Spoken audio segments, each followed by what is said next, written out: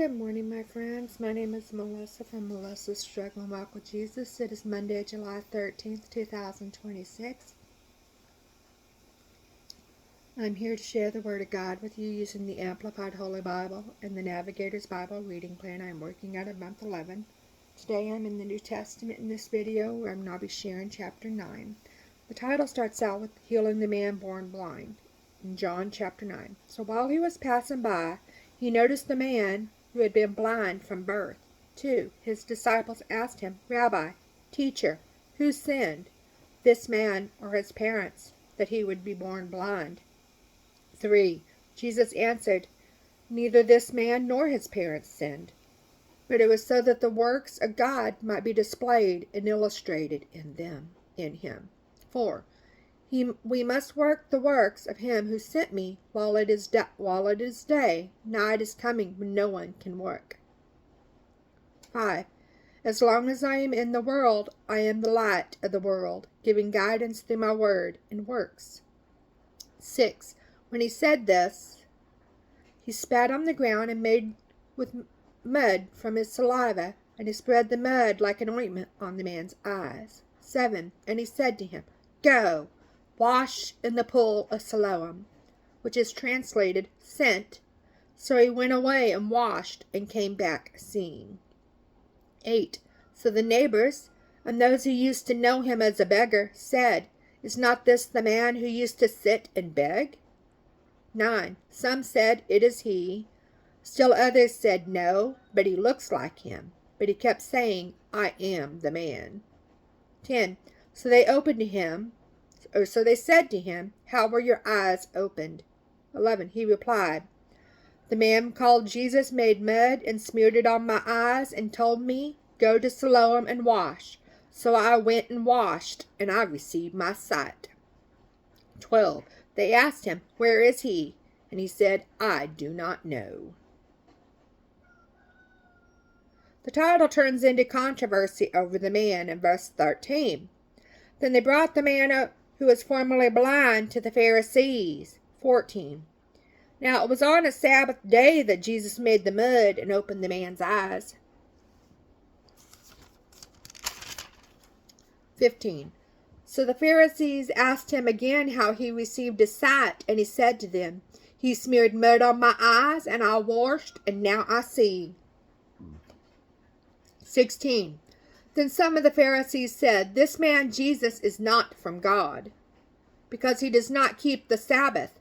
But others said, How can a man who is a sinner, a non-observant Jew, do such signs and miracles? So there was a difference of opinion among them. 17. Accordingly they said to the blind man again, What do you say about him, since he opened your eyes? And he said, It must be that he is a prophet. 18. However, the Jews did not believe that he had been blind and had received his sight until they called the man's parents. 19. They asked them, Is this your son, who you say was born blind? Then how does he now see? 20. His parents answered, We know that this is our son, and that he was born blind. 21. But as to how he now sees, we do not know.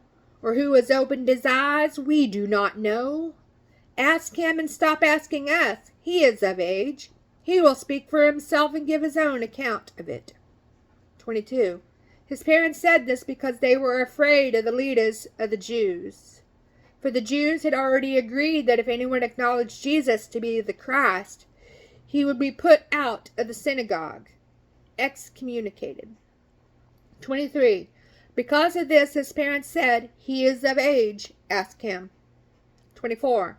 So a second time they called the man who had been born blind and said to him, Give God glory and praise for your sight. We know this man Jesus is a sinner separated from God. 25. Then he answered, I do not know whether he is a sinner and separated from God, but one thing I do know, that though I was blind, now I see. 26. So they said to him, What did he actually do to you? How did he open your eyes? 27. He answered, I already told you, and you did not listen. Why do you want to hear it again and again? Do you want to become his disciples too? 28. And at that remark they stormed at him and jeered. You are his disciple, but we are disciples of Moses. 29. We know for certain that God has spoken to Moses, but as for this man, we do not know where he is from. 30. The man replied, Well, this is astonishing. You do not know where he comes from, yet he opened my eyes. 31. We know, according to your condition, that God does not hear sinners, but if anyone fears God and does his will, he hears them. 32. Since the beginning of time, it has never been heard that anyone opened the eyes of a person born blind. 33. If this man were not from God, he would not be able to do anything like this because God would not hear his prayer. 34. They answered him, You were born entirely in sins from head to foot, and you presume to teach us? Then they threw him out of the synagogue. The title turns into Jesus affirms his duty in verse 35. Jesus heard that they had put him out of the synagogue, and finding him, he asked, Do you believe in the Son of Man? 36. He answered, Who is he, sir? Tell me so that I may believe in him. 37. Jesus said to him, You have both seen him, and in fact he is the one who is talking with you. 38. And he said, Lord, I believe in you and your word. And he worshipped him with reverence and awe. 39. Then Jesus said, I came into this world for judgment, to separate those who believe in me from those who reject me, to declare judgment on those who choose to be separated from God, so that the sightless would see, and those who see would become blind. 40. Some Pharisees who were with him heard these things, and he said to them, Are we also blind? 41. Jesus said to them, If you were blind to spiritual things, you would have no sin and would not be blamed for your unbelief. But since you claim to have spiritual sight, you have no excuse, so your sin and guilt remain. Check out Proverbs chapter 26, verse 12.